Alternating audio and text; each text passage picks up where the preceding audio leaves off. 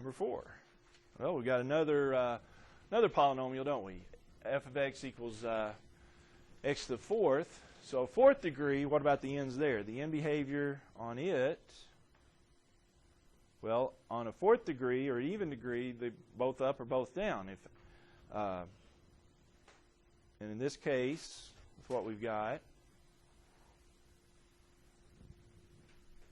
both up or both down. Well, the A is we got a positive x to the 4th, so that would mean both ends are up. Here. If A was negative, they would both be down. Okay, yeah, don't want to go that far. All right, what about the y-intercept? Same deal, isn't it? Set x to be 0 for the y-intercept. Well, that's nice. That's 0. That's 0. So this is 32 y-intercept. X-intercept. Well, that's a little more involved because here we got to set the y to be 0, f of x to be 0. And so we get 0 equals x to the 4th minus 18x squared plus 32. Well, it's a little more complicated, but we can do this, right? Just set, go about factoring this, right? If I factor x to the 4th minus 18x squared plus 32, that's going to be 2 parentheses, x to the 4th, do your x squared and x squared. And then with 32 on the end, with minus 18 in the middle, that's 16 and 2, both negative. And so that, we can solve those, set those both equal to 0. Do a little square root method. X squared equals 16, so x would be the square root of 16, but plus or minus, which is plus or minus 4. Here, x squared would be equal to 2, move the 2 over, and so that would be x equals, by the square root method, the square root of 2 plus or minus, which is about approximately 1.4. So it would be plus or minus 4 and plus or minus 1.4 for my x-intercepts. So if I put those down here, negative 4, positive 4, 1.4, and negative 1.4, and then the 32 is my x-intercept.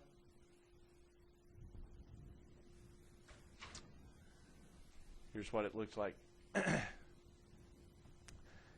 before we do some other points. Okay, and again, the other points that I want, the table here, again, are x values between the x-intercept. So let's do negative 3, and let's do positive 3 to get us some points between my x-intercepts.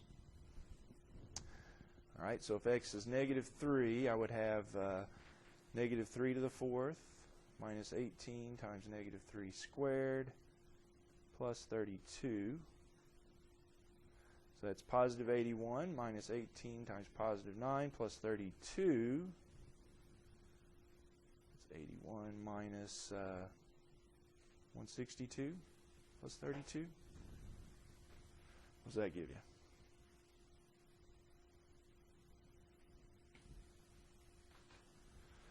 I see that as negative 49. And if x is positive 3, notice, we get the same thing. Because that will still be positive 81, that will still be positive 9, so we get the same thing in this case. All right. So at negative 3, I'm at negative 49, just almost off the chart there, graph. And at positive 3, I'm also at negative 49. Both ends are up, so here we go. Connect the dots here. Down, back up, get my y-intercept, down back through my x-intercept, through that point, and then back up. Okay. All right. Those should be a little straighter, but bear with me there. Okay? All right. Question or concern?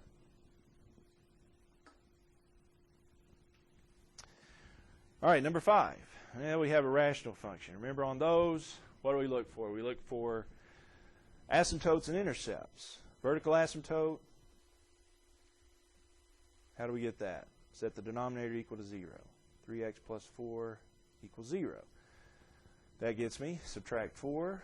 3x equals negative 4, divide by 3. So the vertical asymptote's negative 4/3. So we draw, that's negative 1 1/3. So at negative 1 1/3, we draw a dotted vertical line.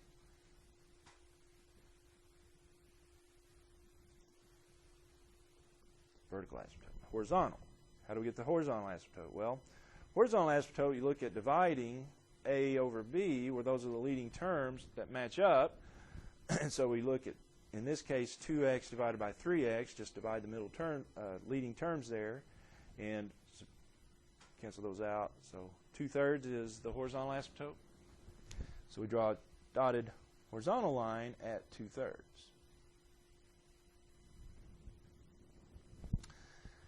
All right. Then let's get a couple of intercepts here. The y-intercept, same deal, set x to be 0. 2 times 0 is 0, minus 5. 3 times 0 is 0, plus 4. So that's a negative 5/4, which is negative 1.25. The x-intercept, same thing. You set y to be 0, which is f of x to be 0. Which sets up this equation, which looks pretty complicated, but if you multiply both sides by 3x plus 4,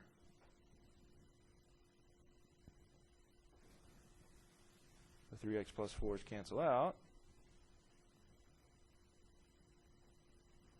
And so it winds up just being, and 0 times anything is 0, so this side's 0 still, and this side 3x plus 4 is canceled, so we just have 2x minus 5, which if you add 5 and then divide by 2, we get 5/2 is the x-intercept. So 2.5 is the x-intercept. 2.5 is the x-intercept.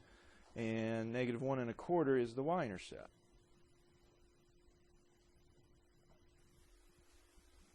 Right about there. Okay. All right, now on these, as far as a table of values, what I wanted was values around the vertical asymptote.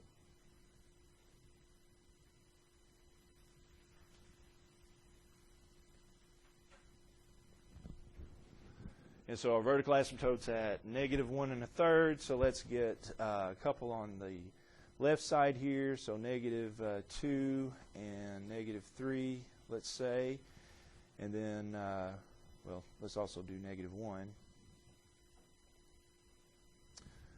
on the other side, since we have a couple of others already. All right, so if x is negative 2, what do we get? We're going back to the function here, 2x minus 5. So if x is negative 2, we get y equals 2 times negative 2 is negative 4 minus 5. And then negative 2, so it'll be negative 6 plus 4, right, on the bottom. It's negative 9 over negative 2, which is 4.5 positive. 4.5 when x is negative 2. Is that okay? When x is negative 3, well, we get this. 2 times negative 3 is negative 6 minus 5. 3 times negative 3 is negative 9 plus 4. So that's a negative 11 over negative 5, which I believe is 2.2.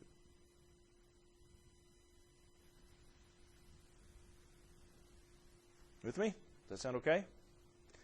What about when x is negative 1? Well, we'd have y equals, x is negative 1, so we have negative 2 minus 5 over negative 3 plus 4,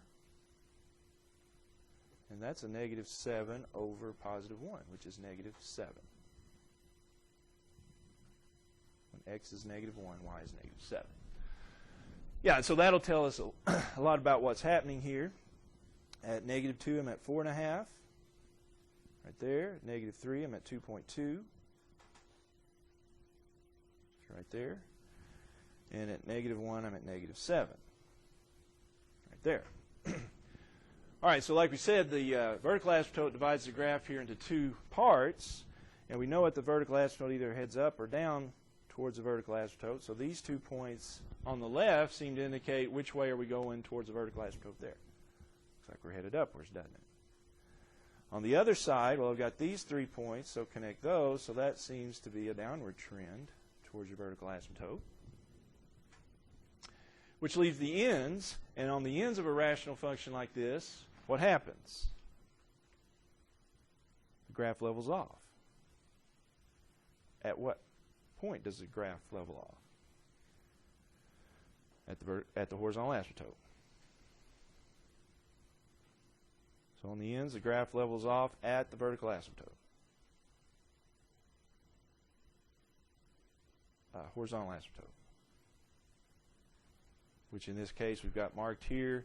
So it's leveling off on the end. So this end goes this way, it levels off at the horizontal asymptote. This end, it levels off at the horizontal asymptote. Okay? Always what will happen on those. All right.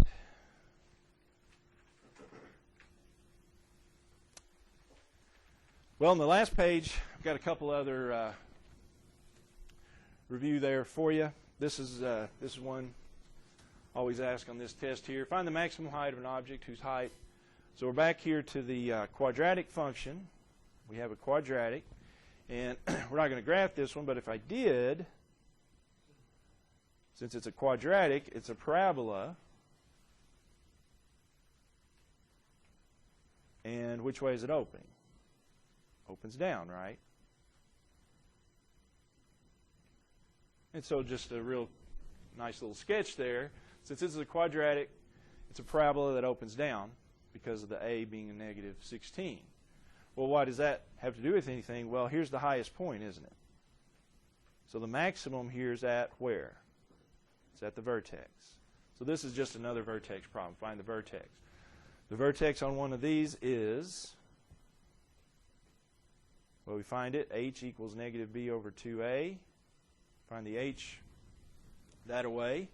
So that's negative b is 45, a is negative 16. So it'd be negative 45 divided by 2 times negative 16, which is negative 45 divided by negative 32, which is, let's go ahead and take that to a decimal there.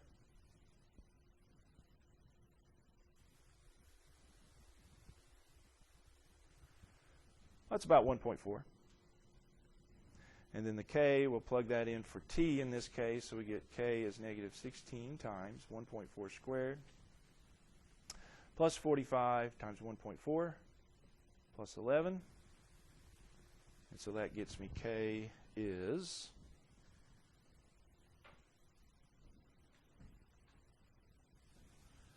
plug all that in.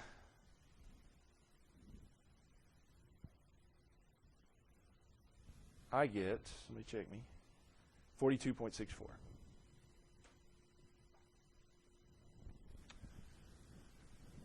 So the maximum height is 42.64 feet.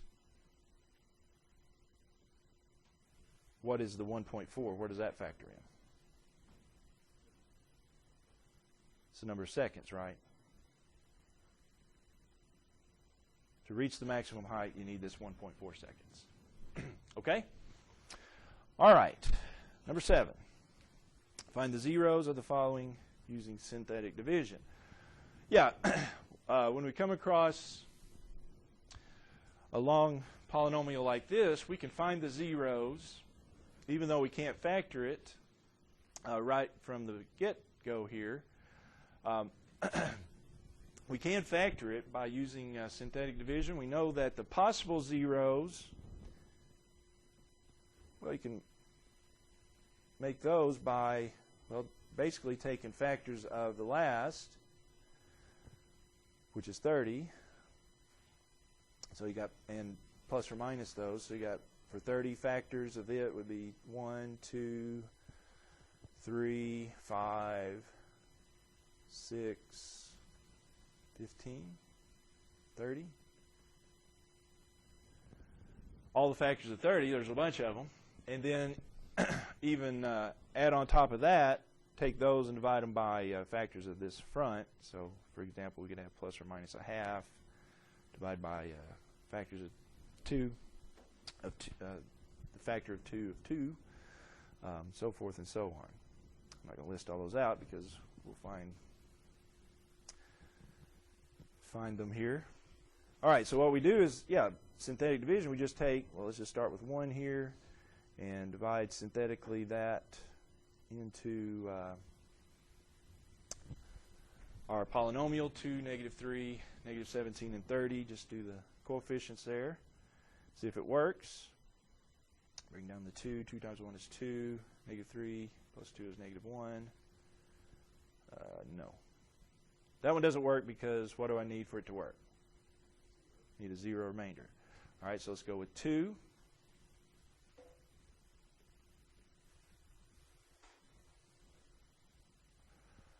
2 times 2 is 4. -3 plus 4 is 1. 1 times 2 is 2. -17 plus 2 is -15. -15 times 2 is -30.